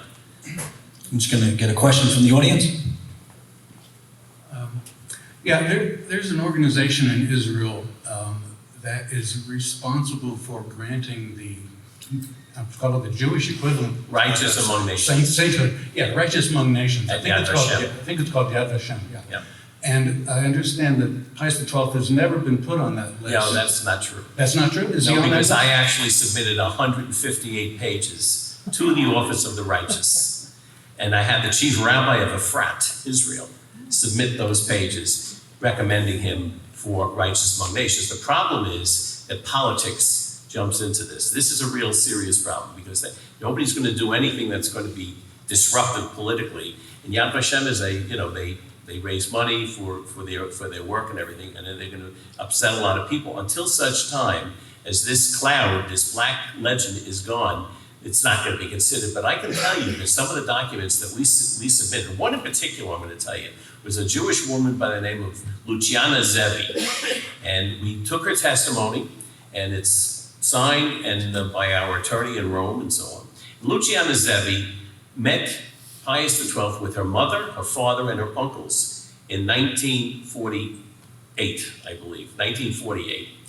And she goes up, and this is what she testifies. And her father walks in and looks at Pius XII, and it's a Jewish family, looks at Pius XII. He said, "You were dressed as a Capuchin monk." And he looks at Montini, "And you were dressed as a regular priest." And he said, "You came into the ghetto and you brought me into the Vatican. You were the ones that brought me in." And when I had the letter, Vatican said, "Don't publish that. Don't publish that." I said, "I sure will publish that." The fact that the Pope actually, and the funny thing is that people we know who were close to him, he was very precise. For example, if he were quoting a book, and he quoted something, even if he had a perfect recollection, he would insist on getting the original book back. And this is, he wanted proof himself. And this people actually said, we had another Jewish fellow who was saved and actually went to the Dominican Republic, and we have his documents from his son. That's one of the other testimonies we got, where he said that he was brought to the Vatican. He stayed there for several weeks, where he saw Pius XII on several occasions, which shows why the Pope didn't know what was going on. Well, he was in the Vatican on several occasions, and then he was sent. The Vatican arranged for him to go through the south of France into Portugal. He got his visa to go to the Dominican Republic on the Serra Pinta, which we have the interview of the Monsignor Ferrafino, who actually took him there, and they developed the business. And this is a Jewish guy who lives in North Carolina. He's on the Holocaust Committee. He's one of the testimonies. We have a whole load of these. And the fact is he qualifies, because we know there was an active plan to invade the Vatican and kill him. So even under that situation, he acted to save as many Jewish lives as he could. So Yad Vashem is sitting on this. It's sitting on it, yeah. And then at the point politically it'll be okay, they may advance it. I don't know when that'll happen. But Dr. Ix makes the points that a number of papal nuncios who were appointed by Pius XII right. taking the direct instruction, have been declared righteous Gentiles, but their commander-in-chief, it has not yet been appointed, which is a little strange. Yep. Well, I think, by the way, in 2012, Yad Vashem, to its credit, they had an unfortunate anti-Pius XII exhibit. They've since moderated. So, and they hopefully, and we trust, they will moderate further and eventually recognize the greatness and sanctity and righteousness of Pope Pius XII. The time will come. I predict that. No. Okay. Oh, I want to add one thing. Everyone knows St. John the 23rd. They love him. He's the big roly-poly pope, and he's the the Pillsbury doughboy. He was a very serious man, a very serious pope. He loved Pius XII. I just wanted to add one thing. Before he passed away, his chief assistant, Cardinal, who was made a cardinal by Pope Francis before he died, he lived to, I think, 98, Cardinal Loris Capdevila.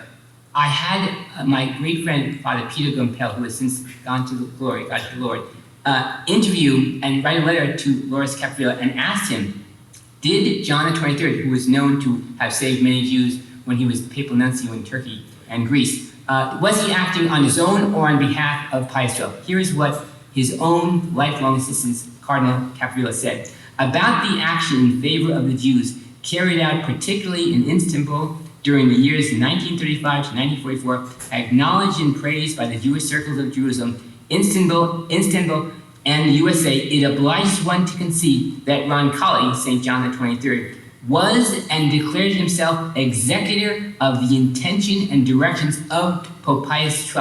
He respected the fact that the pontificate, that he himself was the eye, the ear, and mouth and heart of the charitable hand of Pope Pius XII. So just as Dr. X lays out brilliantly in his book, the Pope was working in coordinating with these heroic nuncios, many of whom have been declared righteous Gentiles by Yad Vashem. And now we have, more testimony from St. John the 23rd's own personal assistant. So I think the day will come. We were waiting for it, but we are hopeful. One day. There were a couple of things that I just brought to mind quickly that I want to mention. I don't know if you have the picture of 1941 B'nai B'rith magazine. Had a big picture of Shelley right on the front. I don't know if it's coming on the screen or not. But this was 1941 because when the Italians had the anti-Semitic laws, labor laws, the Vatican was hiring the Jews. And so the entire article, 1941, they're talking about the Pope's Jews, and they were hiring the Vatican Library, and they were all throughout. And this is actually a fact. And there were so many different examples of things that have happened. But this is just another thing. And all the as I said, all the organizations loved him. What happened? Show me the smoking gun where 180 degrees changed. It's a massive disinformation campaign, but there is nothing more indestructible than the truth. And the truth, I think it was Churchill said that the truth sometimes takes a while to get dressed up. But once it does, it shoots right to the top. So the truth about Pope Pius XII is making dramatic gains. They're stunned every time that we come out and we have conferences like this in Rome because they don't know, they just recycle the same things. It's the supporters of Pius XII. We're the ones who are coming out with all the new groundbreaking information. The critics, they just recycle the same old myths, but we're going to win this war. There's also one other thing which is important. When Kristallnacht occurred, November 1938, 3 weeks after Kristallnacht, Pacelli, at that time, called the cardinals together and looked for 200,000 visas for non-Arian Catholics. Now that was a code word, as I pointed out before, to maintain neutrality. That's a code word for the Jews. There were exactly 217,000 Jews apparently left in Germany after Kristallnacht, and he had checked off all of the different nunciatures he tried to contact. And that was not that successful. I think they maybe got 1,000 visas and everything. But then soon after that, he writes another letter, another month later, where he's saying that we not just have to get visas for them to go, we must respect their religious convictions and so on. And when you say this about a Catholic, you don't have to say that, but these were converted Jews. And then there were letters, one letter from the Archbishop of Edinburgh, Scotland. And he writes back and he says that, yes, we must do everything to help the poor persecuted Jews. He knew exactly what they were talking about. But the fact is that they had to act a certain way to protect their neutrality. If the Nazis, and they sometimes did discover these documents, they were very dangerous. In fact, lots of documents that could have shown even more evidence, were destroyed at the time because if the Nazis saw them, they would have arrested all the priests and perhaps the Pope himself. There was all sorts of threats against him for harboring Jews and for violating their impartiality. But in any event, so people don't understand, as Gary pointed out, and Sir Martin Gilbert told me as well, they have no idea how terrifying it is to live under a totalitarian regime where one misplaced word, one move can bring you instant execution. That's the kind of environment Pius XII was living under. And yet, in spite of that, he saved a tremendous amount of Jews along with all those heroes who worked with him. We have time for a quick question. If anyone has a question. Sure, would be the back problem. No. No, it's me, Gary. Oh, okay. Professor. This might be a very controversial question, but I was wondering if you could comment on the David Kurtzer book. Oh. Is it better or worse than Cornwall? Or I would say, first of all, David Kurtzer wrote his first book, which won a Pulitzer Prize, which shows you the value of the Pulitzer Prize, completely provable. Just like The Deputy itself won a Tony Award when it appeared on Broadway, the show and everything. Yes, David Kurtzer attended this event that he was at. Right. In fact, he made statements in his book, which is provably wrong. Okay. And you know, certain things, and again, this is, I think Johan can probably. There is nothing to say. There was an official reaction on it from the Holy See, even. Could you tell us because- about the book? I What? don't know David Kurtzer. Does everyone? Could you explain a little?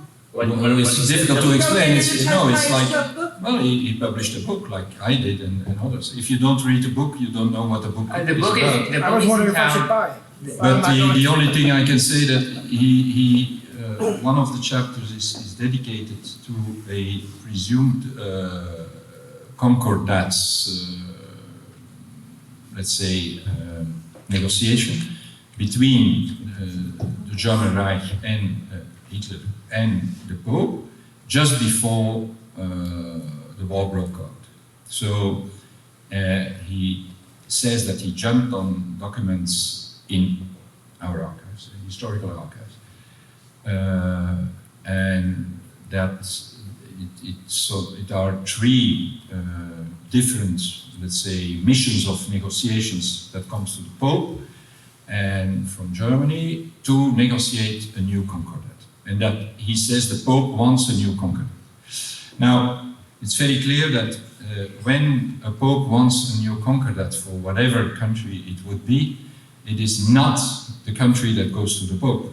It is the nuncio in the country that goes to the Ministry of Foreign Affairs asking, let's say, motivated, a change of the concordat in that country.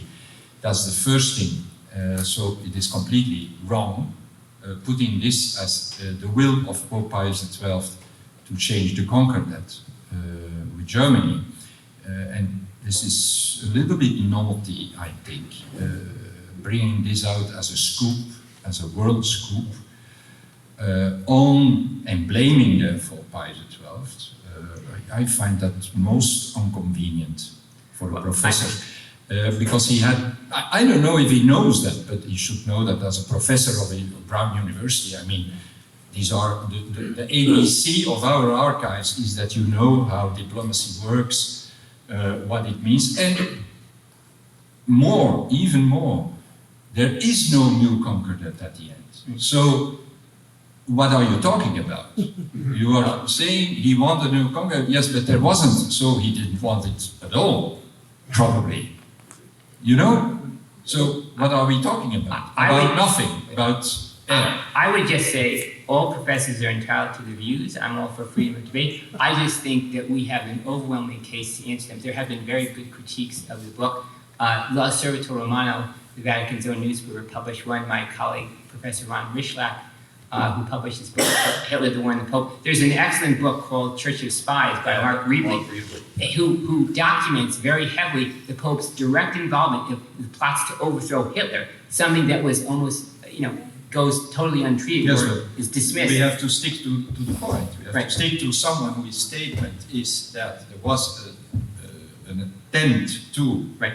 change the concordat, and saying this on the basis of these documents is nonsense. Right. And That is the thing. But the book is very well accepted and sold in the world, and of course everyone believes again that Pius XII wanted to collaborate with the Nazis, or he wanted to get from the Nazis something more for the Catholic Church, and was not seeing the sad fate of the Jews again. Years ago, and I hope to update it, we published an entire anthology called The Pius War: Responses to the Critics of Pius XII. I think there's an enormous amount in that, in Dr. Ix's books, in the book by Mark Reevely, in so much that paved the way as a document. And by all means, read Professor Kurtz's book, read all the other books, read Cornwell's book, read any book you want. Then come and read the books and the evidence that we have marshaled, and make up your own mind. I think that we have an overwhelmingly compelling case. That's what I've been told by many people who have read all these books together and seen the whole picture.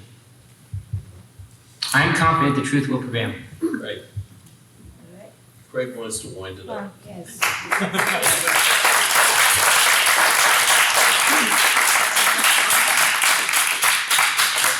We hope everybody learned something tonight. I think it's very, very important, because we are going to now just begin to see a crack in the dam.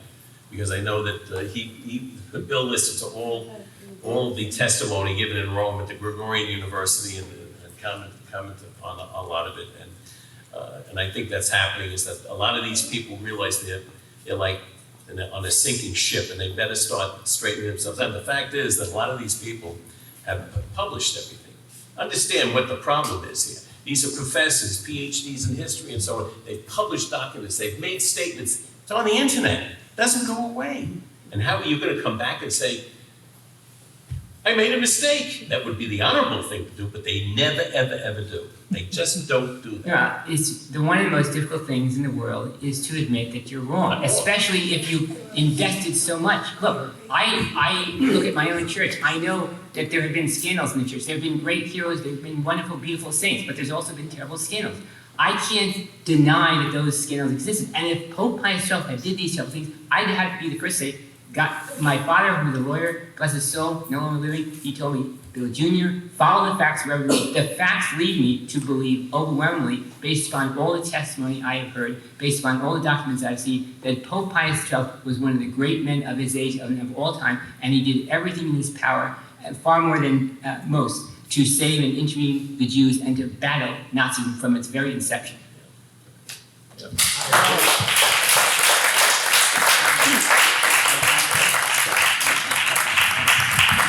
Thank you all for coming. We very much appreciate it. We'll probably get Vinny is going to help us get this on our website, right? Yeah. We'll be able to review a lot of it. Sometimes it may sound a little confusing because we know things and we may be saying things you may not be familiar with, but just go through it and just try to take your time. And then I welcome everybody to come to our website and download the actual original documents. And I think you're going to find it quite fascinating. This is really... Thank you all for believing and searching for the truth. To search for the truth is to really search for God. Thank you. God bless you all.